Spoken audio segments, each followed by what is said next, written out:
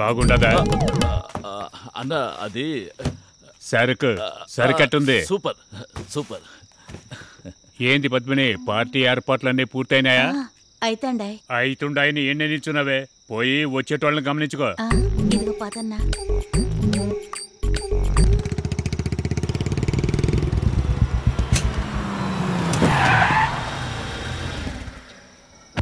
ఆ matter ready చేయి.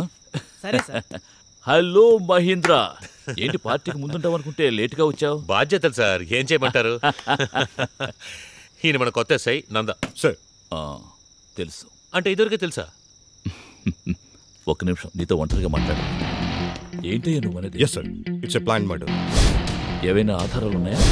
Yes sir, ఆయన మాట్లాడిందంతా నా మొబైల్ ఫోన్లో రికార్డ్ చేశాను.